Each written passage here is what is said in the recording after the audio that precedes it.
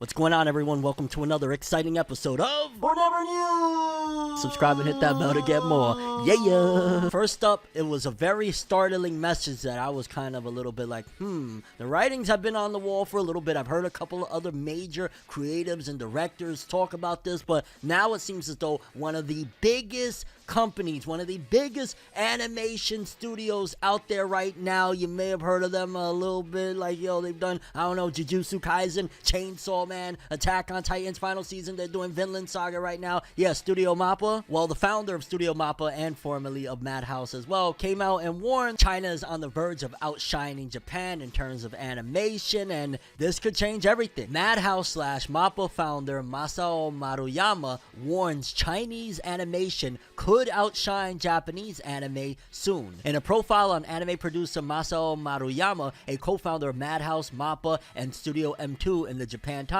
the titan of the industry is claiming that Chinese animation, known as donga, will overtake Japanese animation if freedom is unleashed to let Chinese animation shine. Maruyama told the Japan Times, in Japan, people are no longer trained in animation. The only reason China hasn't quite caught up with Japan yet is because of a bunch of restrictions imposed on free expression there. The self-confessed inheritor to Osamu Tezuka is worried that vying for an anime hit for every project has made the industry lose sight of its creativity, and at this time doesn't necessarily outshine animation produced by Disney. Maruyama is currently producing Pluto based on Tezuka's Astro Boy. I can't wait for that to be distributed on Netflix later this year. The 81-year-old fears that Japan is looking more to kawaii characters and money-spinning genres, and that the industry isn't fostering the next generation of talent, where China is investing hard into young animators, and worries that if China gives animators the freedom to create what they like, the country's animation industry will quickly rival and overtake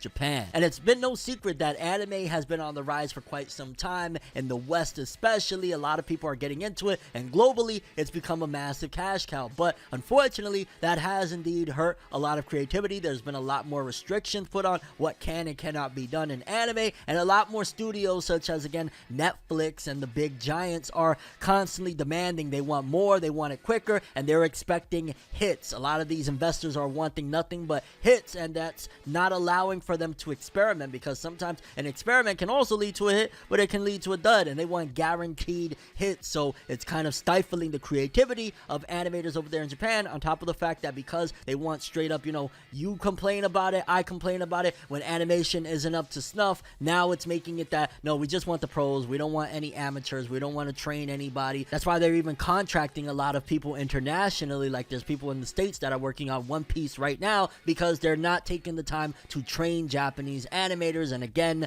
what he's saying is correct. This could very well stifle the creativity of Japan and make it so that China outshines Japan, and this could be a big deal and a big change for the anime industry. I'll keep you guys updated on it, but definitely something to keep in mind. Next up, let's hop on over to the rumor realm. In terms of, there's been big rumors for Dragon Ball for quite some time, and now that we're heading towards Goku Day, May 9th, which, in case you don't know, May 9th is 5-9, 5 equals Go, 9 equals Ku, Goku Day. That's why it's celebrated as such. Although in original Dragon Ball, Piccolo claimed that that was his day. It was Piccolo Day, so don't forget that. But with the day coming, a lot of fans are speculating and rumors are surfacing that seemingly the big rumored Dragon Ball online anime that was supposed to be coming, it was supposed to be a net anime, is actually going to be announced on Goku Day. The holiday has put Dragon Ball fans on red alert. It's been 2 years since we got an anime order. After all, Dragon Ball Super Superhero did well in theaters across the globe, and of course Dragon Ball Super Broly hit a home run back in 2018. If Dragon Ball wants to put out a new film every 4 years or so, we're due for its announcement at the very least. But if a movie is off the table, maybe something else is on the way. After all, one rumor has consistently stuck around the Dragon Ball fandom for months now. Net citizens such as Chronicles continue to suggest a Dragon Ball web anime is in the works, though no official confirmation has been given. As we near Goku Day, some are wondering whether Dragon Ball will confirm the rumor with an announcement at long last, but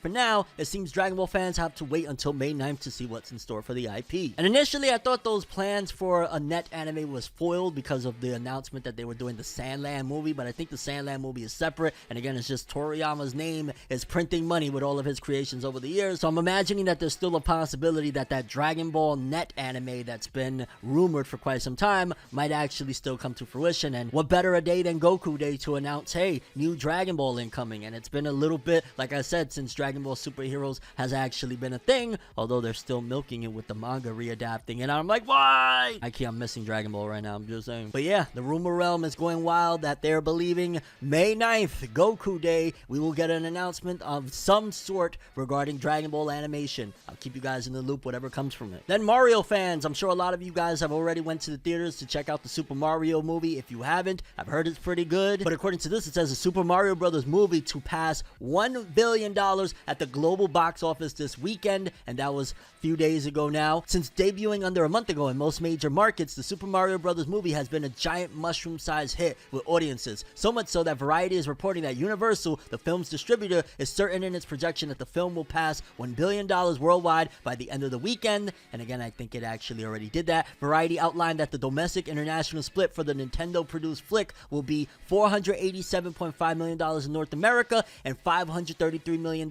internationally, making it the first film of the 2023 calendar year to do so in the international space, and the fifth film since COVID began. And I ain't gonna lie, it's very interesting and nice to hear, considering the fact that the last time Super Mario Brothers was in theaters was that live action several years ago that everyone absolutely hated with disdain. Although, to be fair, at the very least, nostalgia wise, because I watched it as a kid, I have a little bit of fondness towards it. But yeah, to hear that Super Mario Brothers hit $1 billion in theaters, that is absolute madness. And congrats to Nintendo. Not only Mario makes money in the video game realm, apparently movie-wise it gets the money in as well. Next up, a little bit of a worrisome issue that is happening in Japan right now, where a lot of cyber attacks are going down, and it's a very big deal over there. The number of cyber attacks against companies and government offices has been increasing in Japan since March, ahead of a Group of 7 summit the country is set to host in May, sources familiar with the matter say. Troubled causes by DDoS attacks, which attempt to disrupt the online traffic of a server or network by overwhelming it with data, will mostly fix quickly, the sources said Saturday. There's a possibility that Japan is being targeted as the host of the G7 summit, and we have warned relevant organizations to stay alert. Tsunehiko Suzuki, a professor of information engineering at Chokyo University, said the attacks may have come as a part of preparations for launching a full attack. The series of attacks began around March 14th and are still ongoing. West Japan Railroad Company was attacked between April 20th and 21st, while Tokyo Electric Power Company Holdings Inc. was similarly affected on April 22nd, with their website briefly becoming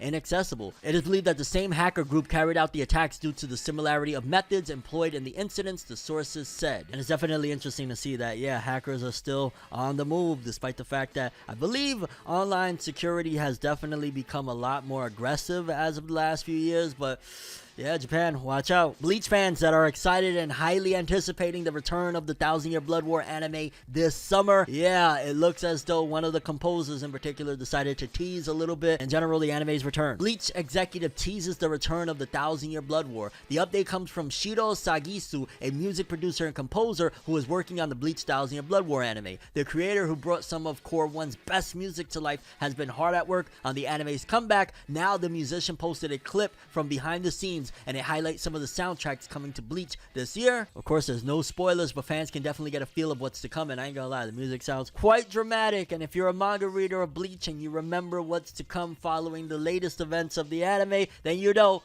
it's about to get even more quite dramatic, because yeah, it's not called the 1,000-Year Blood War for no reason.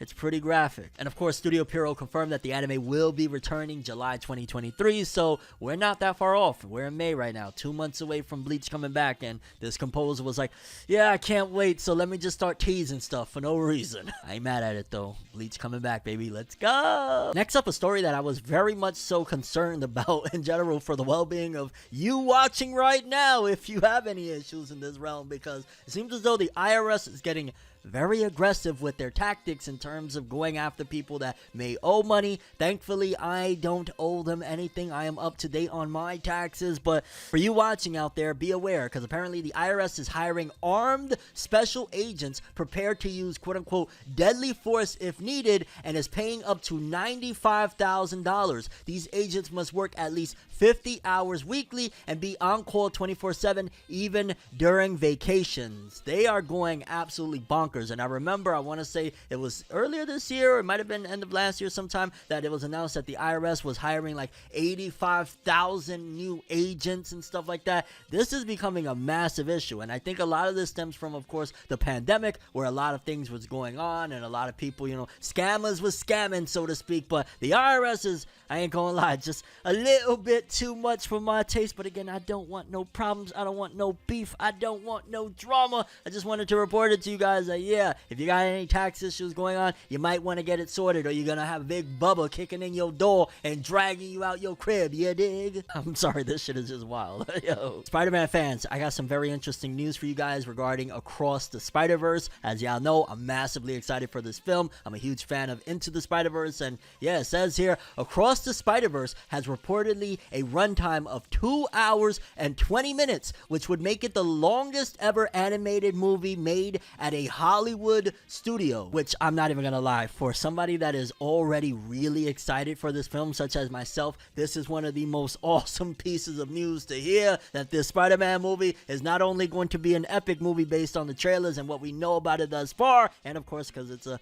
Miles Morales movie, baby, but then on top of that, it's going to be 2 hours 20 minutes, one of the longest, or the longest ever animated movie made at a Hollywood studio, which that's kind of short for a Hollywood studio movie. I always thought like there was 3-hour animated films and stuff like that, but maybe those were more indie, not Hollywood related. I'm not really sure how that goes, but that is absolutely bananas to hear, and even more so exciting. I couldn't be more hyped for June 2nd to come for the Spider-Man movie, because let's freaking go, Miles Morales, Peter Parker, let's do it! Seriously, I can't freaking wait. And 2 hours and 20 minutes, oh, we're gonna be living it up in the theaters, lads. And last story of the episode, apparently the godfather of AI calling it quits and worried about it being a threat to humanity. It says here, researcher known as the godfather of AI quits Google and says he regrets his life's work due to the risks to humanity. And I ain't gonna lie, more and more life is sounding like a 90s sci-fi film on some Matrix, on some Terminator, because if he is quitting working on AI, quitting his job on Google after this was his life's work, and he's saying it's a threat